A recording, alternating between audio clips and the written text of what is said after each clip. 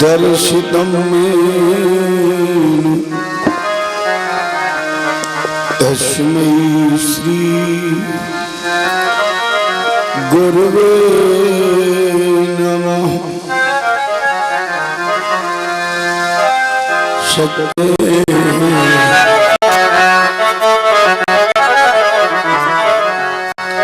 मुझे तूने मालिक बहुत कुछ दिया है, तेरा शुक्रिया है, तेरा शुक्रिया है। मुझे मेरे मालिक बहुत कुछ दिया है, तेरा शुक्रिया है, तेरा शुक्रिया है। मुझे तूने मालिक बहुत कुछ दिया है, तेरा शुक्रिया है, तेरा शुक्रिया है। मुझे मेरे मालिक बहुत कुछ दिया है, तेरा शुक्रिया है, तेरा शुक्रिया है।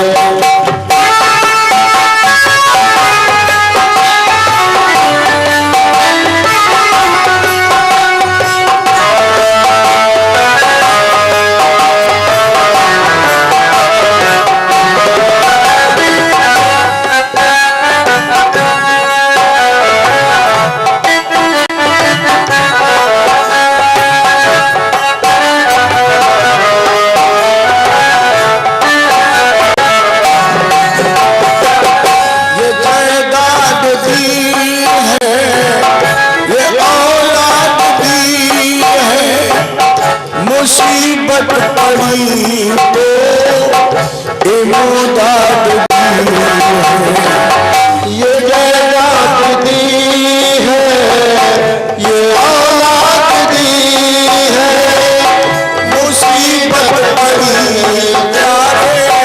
इमदाद दी है, तेरा ही दिया मैंने खाया पिया है, तेरा ही दिया मैंने खाया पिया है, तेरा शुक्रिया है, तेरा शुक्रिया है। मुझे मेरे मालिक बहुत कुछ दिया है, तेरा शुक्रिया है, तेरा शुक्रिया है।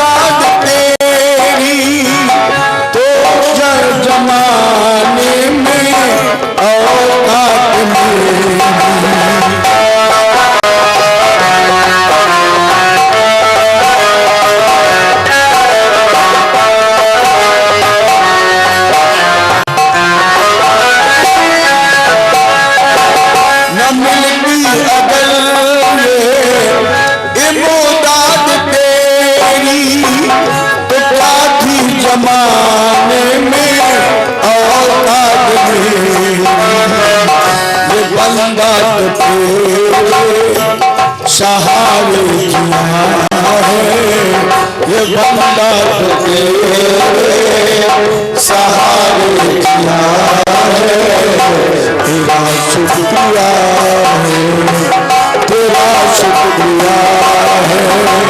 मुझे मेरे मालिक बहुत कुछ दिया है, तेरा शुक्रिया है, तेरा शुक्रिया है। मुझे तूने मालिक बहुत कुछ दिया है, तेरा शुक्रिया है प्यारे, तेरा शुक्रिया है। मुझे मेरे मालिक बहुत कुछ दिया है, तेरा शुक्रिया है, तेरा शुक्रिया है। मेरा भूल जाना, तेरा नाम भुलाना, तेरी मोहब्बत का कहाँ है ठिकाना। मेरा भूल जाना, तेरा नाम भुलाना, तेरी रहमतों का कहाँ है ठिकाना। तेरी इस मोहब्बत ने पागल किया है, तेरी इस मोहब्बत ने पागल किया है। तेरा शुक्रिया है, तेरा शुक्रिया है। मुझे मेरे मालिक बहुत कुछ दिया है, तेरा शुक्रिया है, तेरा शुक्रिया है। मुझे तूने मालिक बहुत कुछ दिया है, मुझे तूने मालिक बहुत कुछ दिया है, तेरा शुक्रिया है, तेरा शुक्रिया है, तेरा शुक्रिया है, तेरा शुक्रिया है, तेरा शुक्रिया है, तेरा शुक्रिया। जगदम्बा के बिहारी लाल की जय। वामन भगवान के चरण धोवन के रूप में प्रकट ब्रह्मा के कमंडल में बंद दिलीप पुत्र भागीरथ के अथक प्रयत्न से भारत भूमि को पवित्र करने वाली कल कलुष विनाशिनी प्रातःस्मरणी मोक्षदायिनी भागीरथी जानवी माँ गंगा की शांत सौम्य लहरदार रेत के पवित्र आसन पर विराजमान अभिमन्यु पुत्र उत्तरानंदन उत्तराभिमुख दिग्विजेता सार्वभौम सम्राट परीक्षित भृगु वशिष्ठ च्यवन गौतम मेवातीर्थ देवल देवराज इंद्र प्रमथ नारद पराशर पुत्र वेदव्यास जी के मध्य उच्च आसन पर विराजमान राधा जी के कृपा पात्र शिष्य शिव की वाणी से प्रकट ज्ञान गंगा का पान करने वाले अरण के गर्भ से धरा को विभूषित करने वाले 16 वर्षीय अजान बाहु संस्कार शून्य परमहंस श्री सुखदेव जी महाराज, जिनके मध्य में श्रीमद् भागवत अंतर्गत आज हम आप तृतीय दिवस में प्रवेश कर रहे हैं। जो हमारी आपकी 7 दिन की जीने की विधा है, या परमात्मा ने हमें 84 लाख योनियों से निकालकर इस नर्तन में 7 दिन के लिए भेजा। और सबसे बड़ी उपलब्धि है कि उस 7 दिन के जीवन को परमात्मा ने अपने लिए मांग लिया।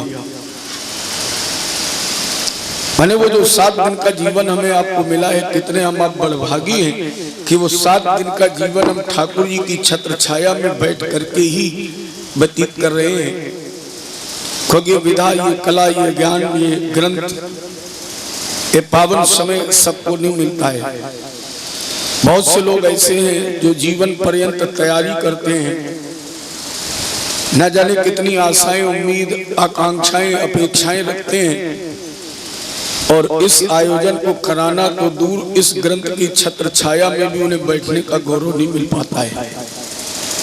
तो ये गोविंद और गुरु की कृपा ही है।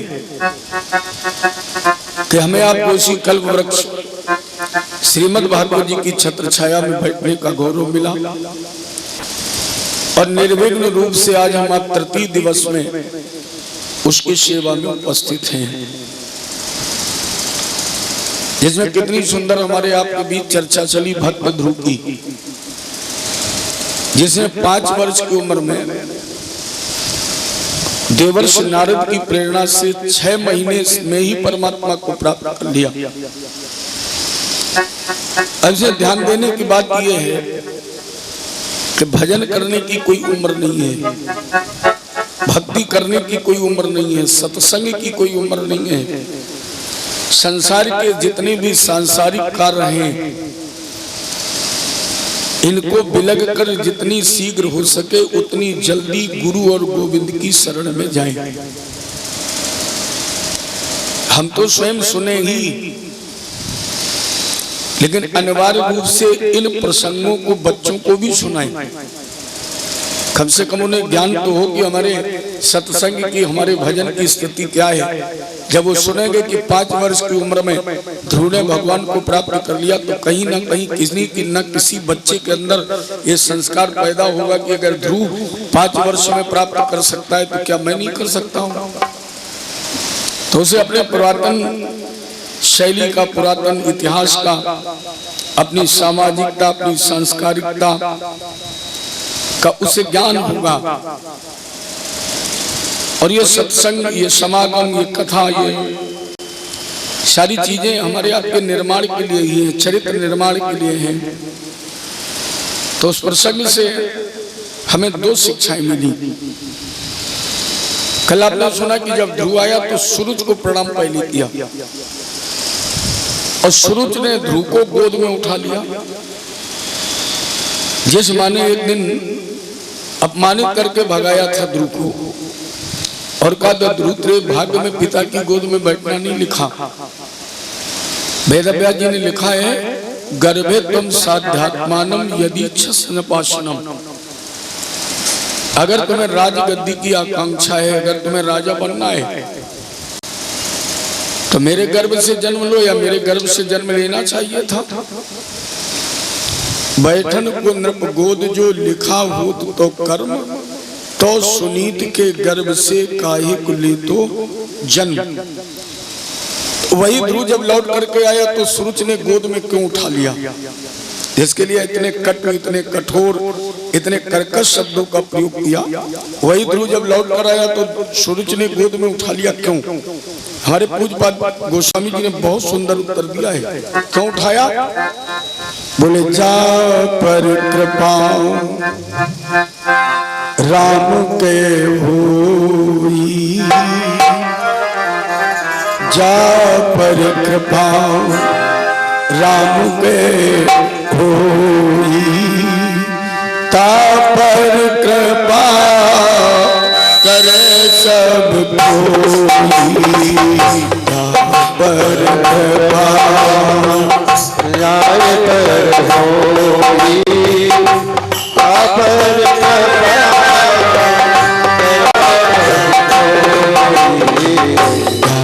पर कृपा, जा पर कृपा राम पे होई, जा पर कृपा राम पे होई, जा पर कृपा राम पे होई, ता पर कृपा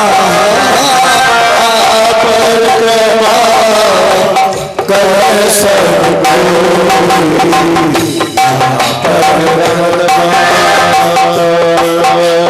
सब कोई सारा कर दिया।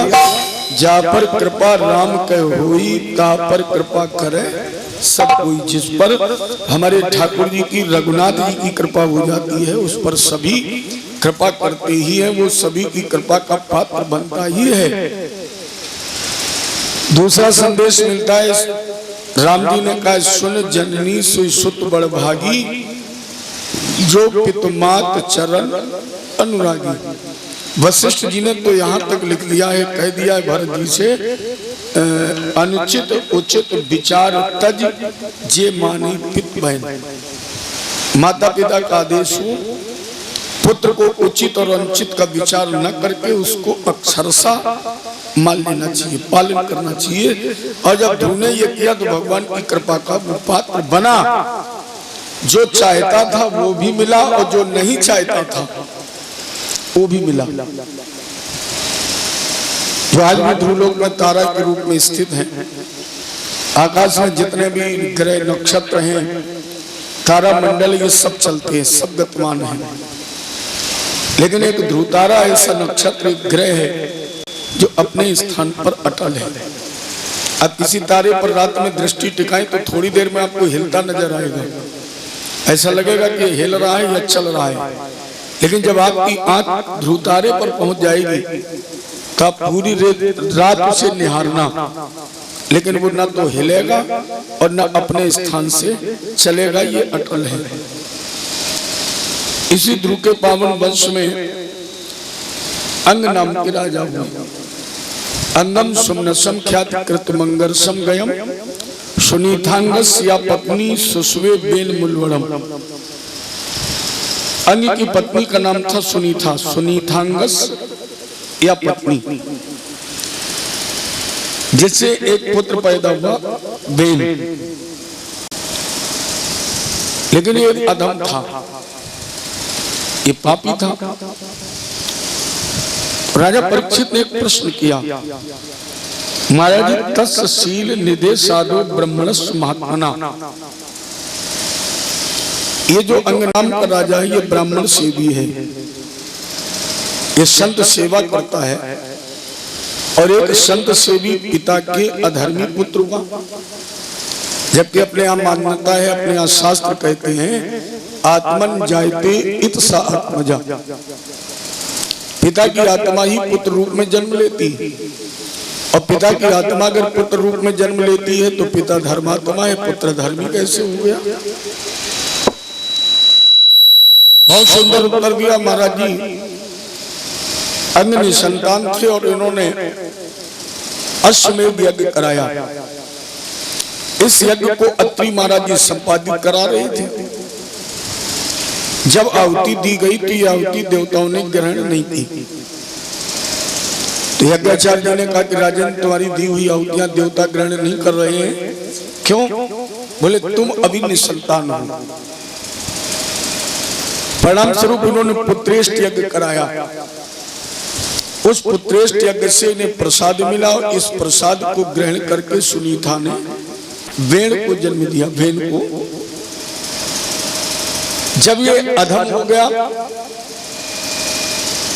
तो अंग ने भी यही प्रश्न किया यज्ञाचार्य से कि महाराज जब मेरे पुत्र यज्ञ से हुआ तो या तो वैदिक मंत्रों में कोई अशुद्धि हो गई, या मुहूर्त गड़बड़ हो गया, या हमने जो शाकल का निर्माण किया, जो आहुति दी, उसमें कहीं कुछ अव्यवस्था हो गई, फल विपरीत क्यों हुआ? तो आचार्य जी ने कहा कि तुम्हारी जो पत्नी है ना सुनीता, ये मृत की पुत्री है। जब तुम्हारे यज्ञ का प्रसाद तुम्हारी पत्नी ग्रहण कर रही थी तो इसका मन पाप में लगा था, हिंसा में लगा। देखो यहाँ से भी ये सिद्ध होता है कि बच्चे का जन्म माता पिता के आचरण, माता पिता के चिंतन, माता पिता के भोजन जैसा होगा उसी के अनुसार उसके संतान की उत्पत्ति होगी। क्योंकि गर्भधारण करने के समय पाप में चित्त था, माँ का चिंतन हो रहा था हिंसा के, इसलिए इसके जो पुत्र हुआ ये हिंसा प्रवृत्ति में ही हुआ। अब ये हिंसक हो गया। वेण का मतलब भी पाप है। वेण माने होता है बंसी, मुरली, और वेण माने होता है पाप। अब जिसके नाम का अर्थ ही पाप है, परिणाम स्वरूप अंग ने राज्य त्याग दिया।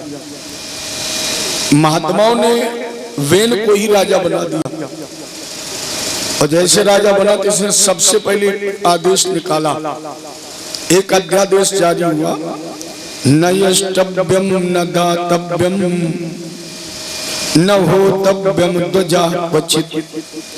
जितने भी वेद पाठी ब्राह्मण संत विद्वान हैं वो सब कान खोल करके सुन ले, आज से किसी भी यज्ञशाला से धुआं नहीं उठेगा, वैदिक मंत्रोच्चार नहीं होगा, कहीं किसी ईश्वर का नाम नहीं लिया जाएगा, ईश्वर तो हम स्वयं हैं। आज के बाद मेरे नाम की माला, मेरे नाम की यज्ञ में आहुति। अजब प्रजा का धर्म है राजा के आदेश का पालन करना, और न करे तो व्यवस्था होती है उसके सामने करना पड़ता है।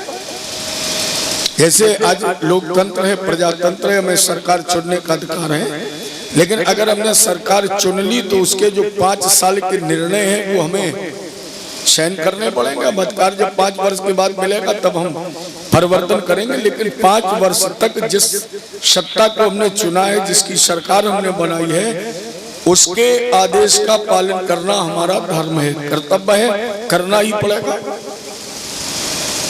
लेकिन संत अपने आप में स्वतंत्र हैं, हम आप राज सत्ता के अधीन हैं। हालांकि अब तो हिंदुस्तान में ऐसा भी होने लगा है, अभी आपने देखा हो सुना होगा पेपरों में, काशी में न जाने कितने संतों पर लाठीचार्ज हुआ, न जाने कितने घायल हुए, और लोगों ने कहा ये सब बंद करो।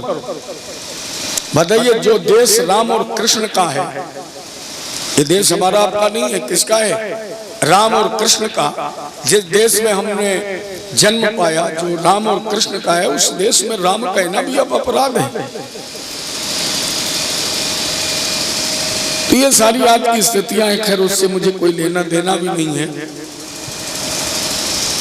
तो संत होता है स्वतंत्र, भगवान ने भी इनकी परतंत्रता स्वीकार की है, इनकी दास्ता स्वीकार की है, और कहा है सातों मुहिमन सम जग देखा, अब मोते अधिक संत कर लेखा। भगवान कहते हैं कि संत हमसे बड़ा है। अच्छा, संतों के पास एक ही काम है, भगवान का भजन चिंतन करना, भैया वही जो राम रच रखा। तो संत बेन के पास पहुंची, का बेन तुम राजा हो। हमें यह भी पता है कि राजा ईश्वर का अंश होता है, हर व्यक्ति को राजा बनने गौरव नहीं मिलता है। जिसके अंदर ईश्वर का अंश होता है, जिस पर ईश्वर की विशेष कृपा होती है, उसे ही राजपद मिलता है। तो तुम राजा हो,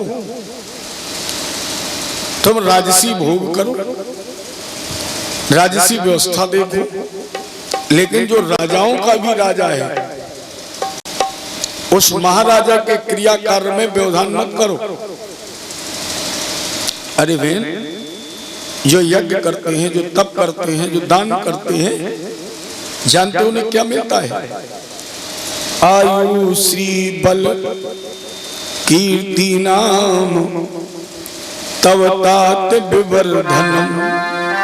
ऐसे लोगों की आयु, उम्र लंबी होती है, श्री माने लक्ष्मी की वृद्धि होती है, बल मिलता है, और संसार में उसका यश कीर्ति फैलती है। लोग कहते हैं बड़ा अच्छा है।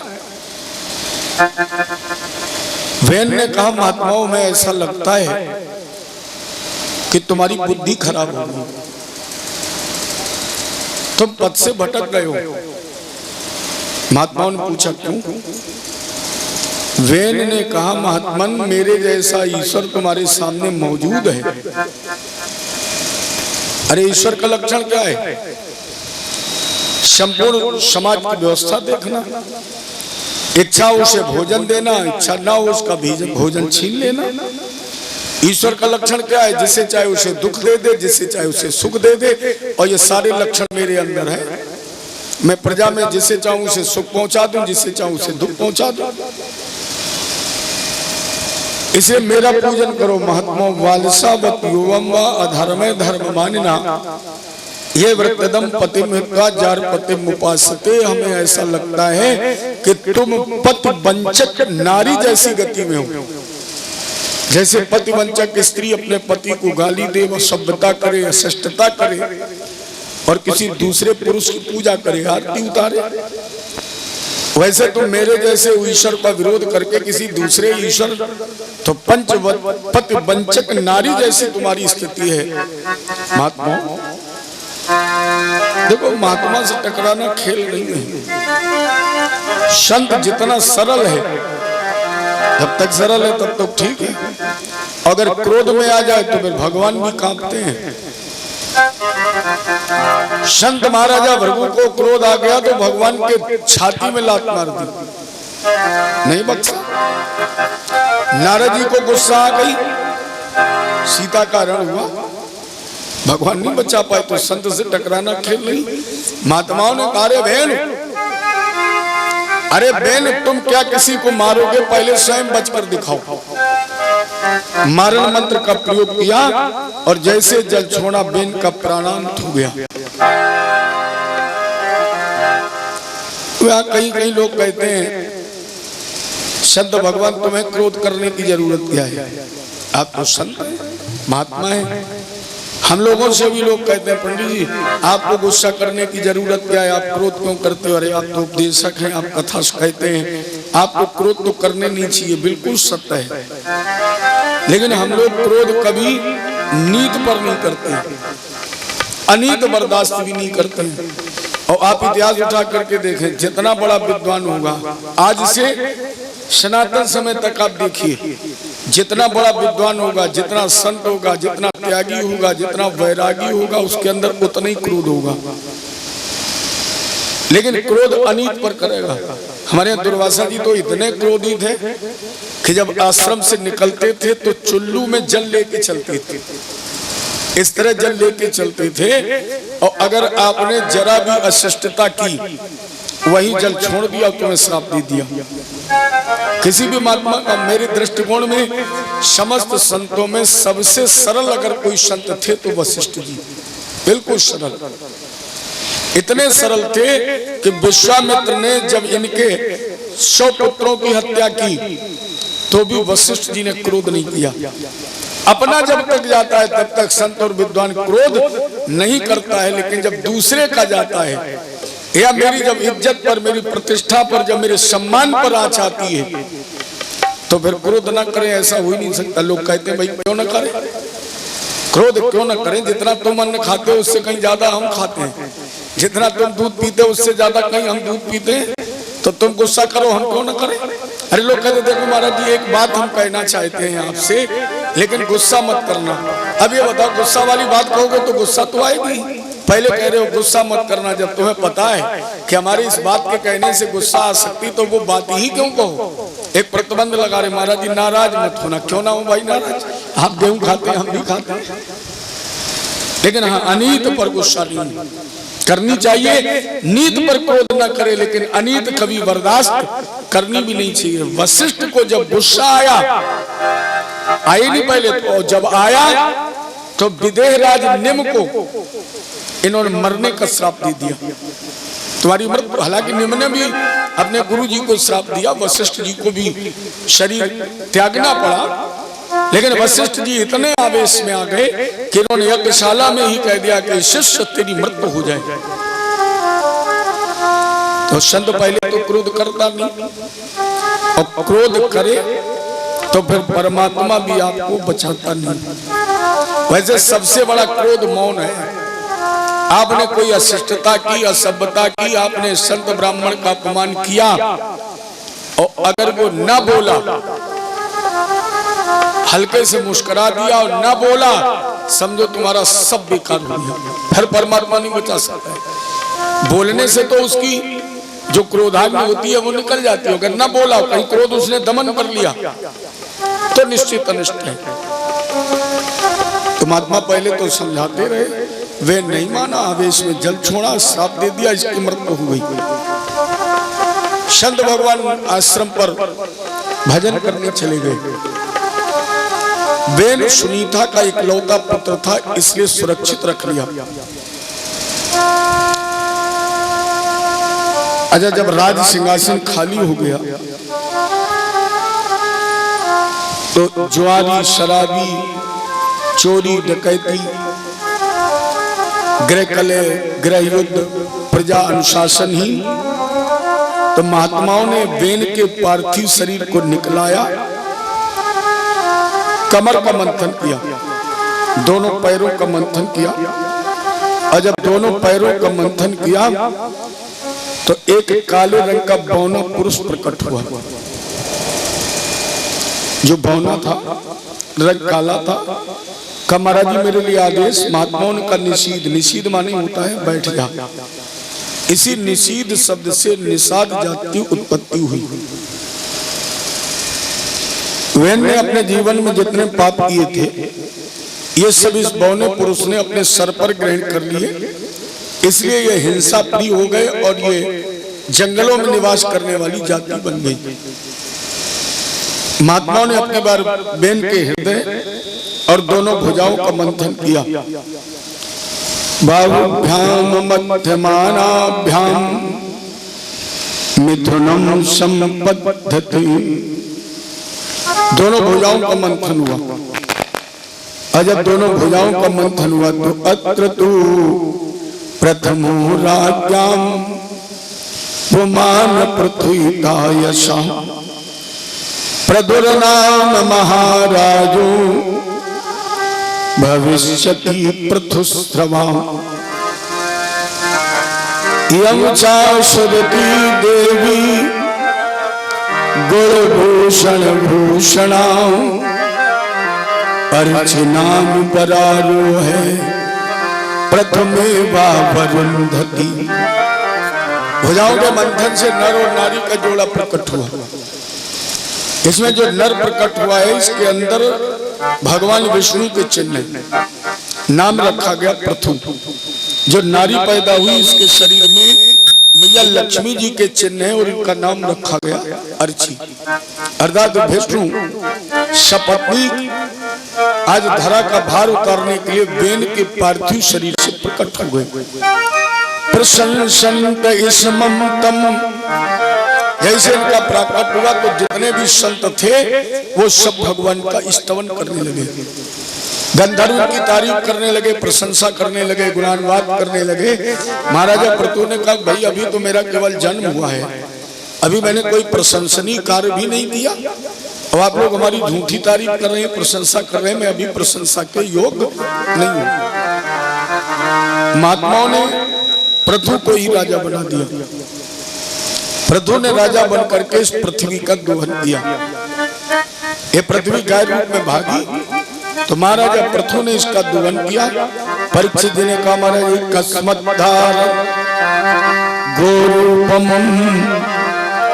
धरित्री बहुरूपणी याद दो पृथुस्तत्रे वसो दोहनम चक्किम कस्मद्धारम। महाराज जी कस्माद्धारम, ये पृथ्वी गाय का रूप बनाकर क्यों भागी और पृथु ने इसका दोहन क्यों किया? राजर्षि, जब राजा अन्यायी अधर्मी पापी हो जाता है तो ये धरा अन्न पैदा करना बंद कर देती है।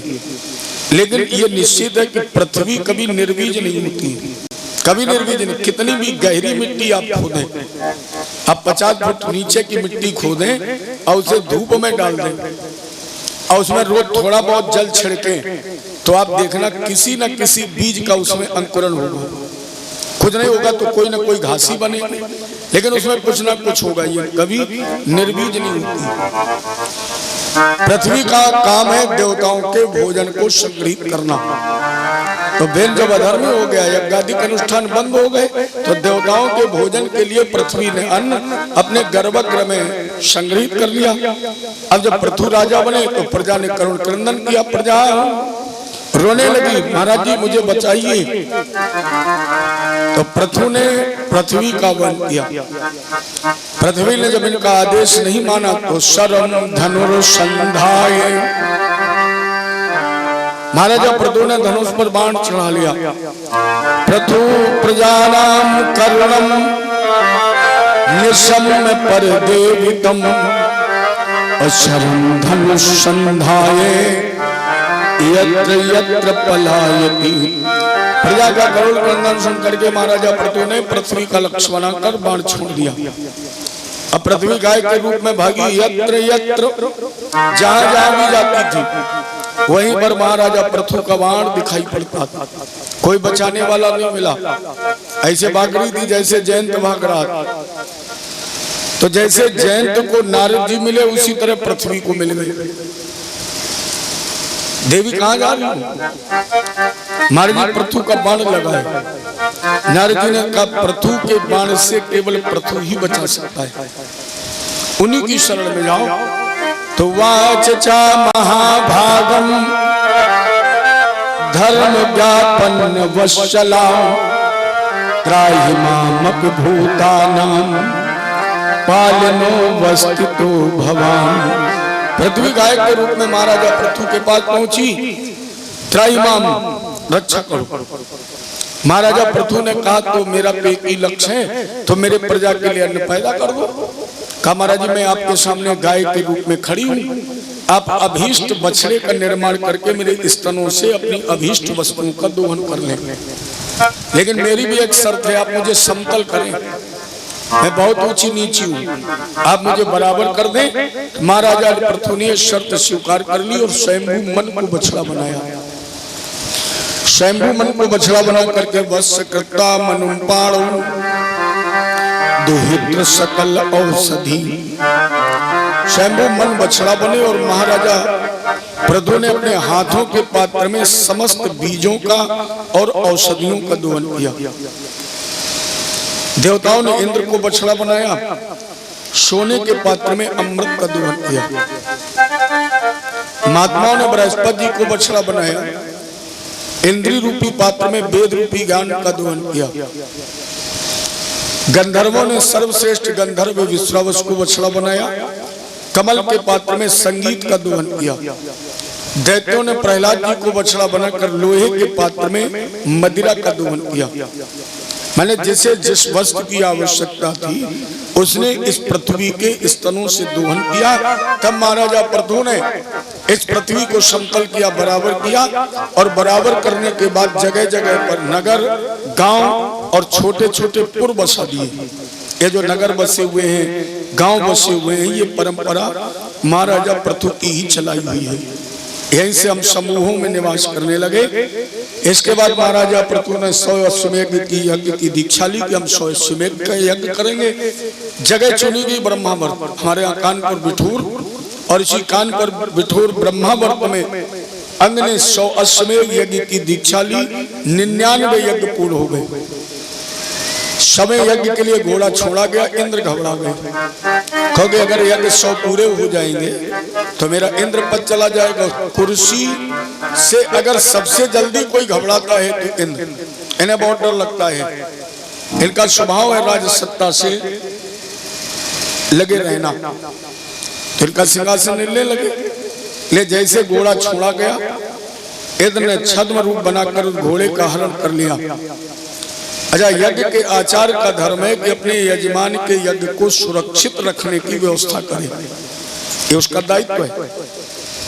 तो यज्ञाचार्य जी ने कहा बेटा तुम जो यज्ञ कर रहे हो उसके घोड़े का इंद्र ने हरण कर लिया है। अत्रिना चोदितो हन्तुम प्रथपुत्रो महारथा। अत्र ने आदेश दिया। तो महाराजा पृथु के 5 पुत्र थे। ज्येष्ठ पुत्र ने इंद्र से घोड़ा छीन लिया, बंधक बना लिया। इंद्र को मारने का उपक्रम किया। पृथु ने कहा नहीं बेटा, ये देवताओं के राजा हैं, इन्हें छोड़ दो। तो इंद्र पर विजय प्राप्त की, इसलिए इस पुत्र का नाम विजिताश्व पड़ा। इंद्र को छोड़ दिया, घोड़ा फिर छोड़ा गया, इंद्र नहीं माने और फिर घोड़े का हरण कर लिया। तो अत्रि जी ने कहा जही यज्ञ हनमतात। बेटा यज्ञ के कार्य में व्यवधान करने वाले का वध कर देने में कोई दोष नहीं। यज्ञ में व्यवधान करने वाले का 1-2 बार आप उसे छोड़ें, उस पर दया करें, और अगर फिर भी यज्ञ में व्यवधान करता है तो उसका वध करने में कोई दोष। लेकिन अब मत मारना, ये कलयुग है, अब कानून सब बदल गए। नहीं तो भगवान राम ने स्वयं विश्वामित्र की यज्ञ की रक्षा के लिए सुबाहु को मारा है, ताड़का को मारा है, 100 योजन दूर मारीच को फेंका है। जय यज्ञ हनवतात महेंद्रा विरोधा धमम। इंद्र भी अगर यज्ञ में व्यवधान कर रहा है तो इसका वध कर देना चाहिए, मार दो इसे। महाराजा पृथु ने स्वयं अपनी बार इंद्र को पराजित किया, मारने का उपक्रम किया। इंद्र ने कहा हम आपकी शरण में हैं। महाराजा पृथु ने कहा जीवन दान, लेकिन एक शर्त है, अब मेरे यज्ञ में व्यवधान मत करना। यज्ञ का फल इंद्र पद है, उस यज्ञ के फल इंद्र पद का हम तुम्हें दान करते हैं। इंद्र तुम्हें यही तो भय है कि मेरा इंद्रासन चला जाएगा, तो जाओ हम तुम्हें वचन देते हैं कि यज्ञ पूर्ण होने के बाद भी हम इंद्र पद नहीं लेंगे, दान। अच्छा, जब किसी यज्ञ के फल का दान कर दिया जाता है तो वो कई गुना बढ़ जाता है। दान करने से कभी कोई गरीब नहीं होता है। अच्छा बताइए, जिसके 10 लड़कियां हैं, उस 10 लड़कियों की शादी हुई तो शादी करने वाला गरीब हुआ? नहीं हुआ। जिसने 10 भागवतें कराई हैं, यज्ञ कराए, मंदिर बनवाए, कभी वो गरीब हुआ? ये परमात्मा का काम है, आप अनुभव करके देखिए। अगर आपने आज 100 रुपए दान किए हैं तो ये निश्चित है कि उस दान की पूर्ति करना भगवान का काम है। अब कितना भी लड़कियों को दीजिए, वो दान से आपको कभी नुकसान नहीं होगा। 1 साल तब होगा जब वो दान की पूर्ति अपने आप। लोग 1-1 साल में 2-2 लड़कियों की शादी करते, पैसा कहां से आता? परमात्मा ही तो देता है। तो दान करने से कभी धन नहीं घटता है, कोई गरीब नहीं होता। दान तो कई गुना बढ़ जाता है। पुण्य की जड़ पाताल में और पाप की जड़ अस्पताल में। वो लोग अच्छे हैं, वो समझे कि भगवान की कृपा है किन पर, जो डॉक्टर से बचे, जो वकील से बचे और जो पुलिस से बचे। 3 से यहाँ जो बच गया, समझो वो स्वर्ग में रह रहा है, उस पर भगवान की कृपा है, पूर्णता कृपा है। फिर उसके पास कुछ भी ना हो, अगर शरीर निरोगी। सबसे प्रथम सुख क्या है? निरोगी काया। निरोग रहोगे तो शरीर स्वस्थ रहेगा, परमात्मा की यही कृपा है। रुपया पैसा इकट्ठा करके क्या करो, क्या होगा इससे? जोड़ जोड़ के मर जाओगे, तुम चले जाओगे। तुम्हारे जाने के बाद जो बचेंगे वो खूब मौज करेंगे और सुबह शाम ये और कहेंगे कि खूब कमाता होगा कि मर गया, जोड़ जोड़ के मर गया है। अब मस्ती करो और ज्यादा आप धन संग्रह करेंगे तो निश्चित है आने वाले समय में आपकी संतान सदमार्ग के स्थान पर गलत मार्ग का चयन कर लेगी। क्योंकि जो बगैर परिश्रम के मिलता है उसका व्यक्ति सदुपयोग नहीं, दुरुपयोग ही करता है, सत्योग नहीं करता। लेकिन कबीर जैसे योगी ने लिखा है, कबीरा उतना दीजिए जामे कुटुंब समाये, और मैं भी भूखा ना रहूं, पथिक न भूखा जाए।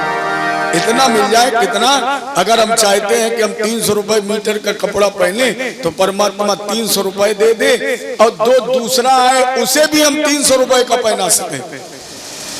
कल भी मैंने चर्चा की थी, दान वो करना जो तुम्हें स्वयं अच्छा लगे, उससे गड़बड़ मत करना। गड़बड़ किया तो फिर तुम्हें गड़बड़ ही मिलेगा। अगर तुम 500 रुपए मीटर का पहनना चाहते हो, मन ये कहे कि तुम्हें दान करना है तो फिर 500 रुपए वाला दो। ये नहीं कि गए पूजन की दुकान पर, अब बोले पूजन वाली सुपारी दे दो, अपने लिए बोले वो बढ़िया वाली देना। कोई जहाजी मांगता है, कोई कागजी मांगता है, अब पूजन का पर्चा लेके गए, बोले पूजन वाली दे दो। अब वो दुकानदार भी वो सुपारी देता है जिसको पूरी साल कोई खरीदते नहीं, दुनिया की सड़ी ले जा। भगवान को सड़ा खिला रहे हो, कोशिश कर रहे हो भगवान अच्छा दे दे। अरे कहां से दे दे? जैसा खाएंगे वैसे ही तो देंगे। इसलिए आप पूजन में एक सुपारी चढ़ाएं, अच्छी चढ़ाएं, एक को भोजन कराएं, अच्छा कराएं। ये नहीं 50,000 एक को कराइए, अच्छा कराइए। जिसको तुम कराओगे कम से कम वो आत्मा से आपको आशीर्वाद देगा, वो फलीभूत है। और आपने कम्बल दे दिए, हमने देखा महात्मा सड़क पर देखते हैं, बोले देखो ये कम्बल है, और कहो किसी गाय को उड़ा के चले जाए, पड़ा ये तुम्हारा नहीं। कम करें लेकिन अच्छा करें, वो करें जो स्वयं तुम अपने जीवन में चाहते हो उतना ही ठीक है। शाम को हमें भोजन मिल जाए, हम सबको भोजन करा दें, परिवार के लोग संतुष्ट हो जाएं। सुबह किसने देखी है? अरे हम रोज ही तो मरते हैं, रात में सो जाते हैं तो मरी तो जाते हैं, जरूरी है सुबह आँख खुल जाए। तो महाराजा पृथु ने यज्ञ का फल दान कर दिया, और जब यज्ञ का फल दान कर दिया कितना बड़ा लाभ हुआ। भगवान वैकुंठ, उस यज्ञ का फल कितना बढ़ गया कि यज्ञ कुंड से स्वयं भगवान को प्रकट होना पड़ा। ये दान का फल है। भगवान वैकुंठ